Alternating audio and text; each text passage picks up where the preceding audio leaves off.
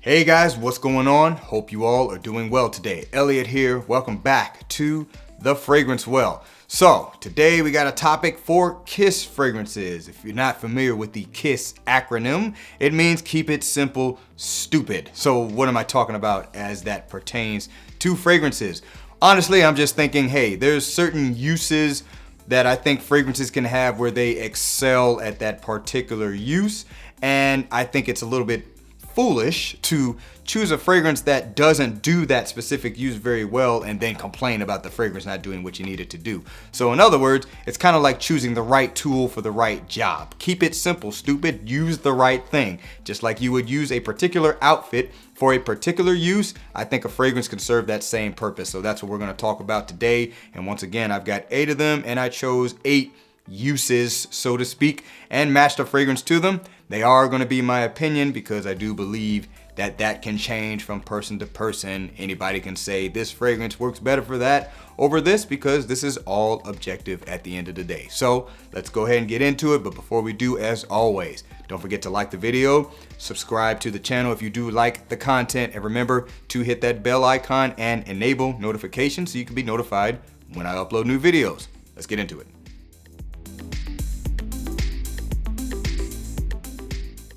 Alright guys, so first up, let's say you need something that is refreshing. Typically that's going to be when it's hot out, but maybe you just want to wear a refreshing fragrance, or maybe that's just what you need for that day. Whatever it may be, doesn't matter. Choose something that's actually refreshing. I got something that I think is very refreshing here from the house of Acqua di Parma. This is Fico Di Amalfi. Acqua di Parma, Fico Di Amalfi. Really, all the fragrances from the Blue Mediterranean line, that is how you say it, right? Yeah, Blue Mediterranean line from Acqua di Parma can pretty much achieve this. This is just probably the most popular one. It's the only one I have at the moment, but at some point I'm gonna pick up more of them because I think they are really great, refreshing fragrances. This one obviously is fig focused. It basically smells like fig and fig water or something like that. I think there's like a note of fig nectar in here. There's fig, there's some citruses, there's kind of some fig woods, if you will. But if you've ever smelled or had fig, although being a creamy fruit, it has this very watery, refreshing vibe to it. So I'd say it's more refreshing than it is succulent or something like that. But yeah, this fragrance, very refreshing. I wore it actually a few days ago because some weather came through and actually warmed it up quite a bit. And I decided to put this on. And boy, was I refreshed as a result because it was very humid too, so it's sticky and I wanted to wear this. So you need something refreshing, choose a refreshing fragrance. This is one of them. Acqua di Parma, Fico Di Amalfi. All right, so for the next category, let's go in contrast. Let's say you want something rich. You want something fuller, thicker. You don't want to be refreshed by it. You want to be enriched by it, so to speak. Let's go with this one here. Once again, plenty of options for this. There's no really right answer. There's tons of options. But I went with this one here from Parfums de Marly. We got Carlisle. Parfums de Marly, Carlisle. Super popular fragrance. I imagine many of you have this. Many of you probably love it. This fragrance is sweet and spicy at its core. Very nice floral heart to it. A little bit of fruitiness with some green apple. There's rose. There's patchouli. There's vanilla. It'll definitely give you the complete opposite of what a fragrance like Fico Di Amalfi has. From the temperature standpoint, you probably want something like this if it's a little bit cooler out, but obviously maybe you just want to wear a fragrance that is rich. You know, you maybe don't want something that's super fresh or anything like that. I know I tend to like thicker, denser fragrances myself. Once again, from the house of Parfums de Marly, this is Carlisle. Alright, so for the next category, let's say you want to just wear something that is simple. It just gives you what it gives you and it stays that way. Plenty of fragrances that do this. Whatever reason it might be that you need that, I don't think that really matters. Point is, if you want something simple, you choose a simple fragrance. I got a really good one here, in my opinion, from the house of État Libre d'Orange. This is you or someone like you. État Libre d'Orange, you or someone like you. So what's so simple about this fragrance if you're not familiar with it? Smells like mint.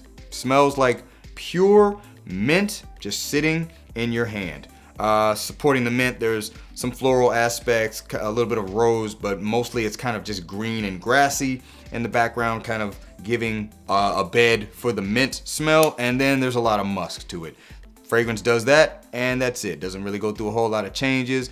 Also can support the refreshing aspect too, but it's a simple fragrance. Once you spray it on, you get the mint, you get the musk, you get the greenness of it, and that's it. Doesn't go through a whole lot of changes. Again, whatever the reason might be for having the simple fragrance, doesn't matter. Point is, if you want something simple, you choose a simple fragrance. This one will do it. It tat liberated oranges, you or someone like you. Alright, so in contrast to simple, let's say you want a fragrance that is complex for whatever reason that may be. And again, tons of fragrances can do this. I just simply picked one. From the house of Andy Tower Parfums, or I think it's just Tower Perfumes, this is Fai Un Rose de Kandahar. Tower Fai Un Rose de Kandahar. So if you're not familiar with this scent, you can most readily compare it to Dior Ombre Nuit, but it is its own spin. Probably more complex, but that's the whole point. This fragrance is complex.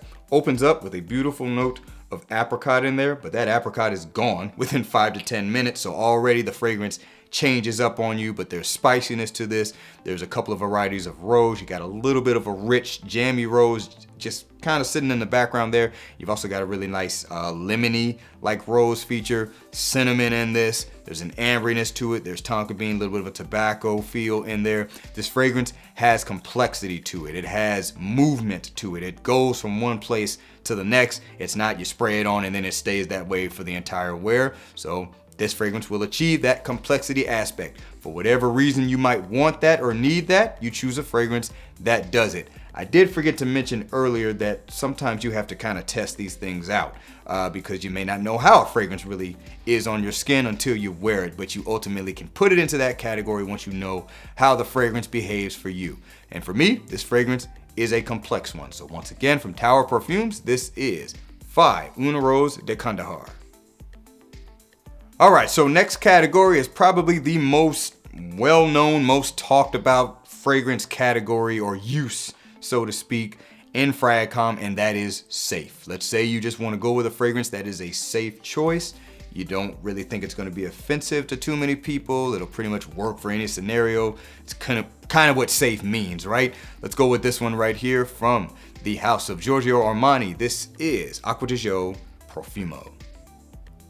Acqua Di Gio Profumo, and once again, plenty of choices can work for this usage. I just chose to go with this one. Haven't talked about it in a while.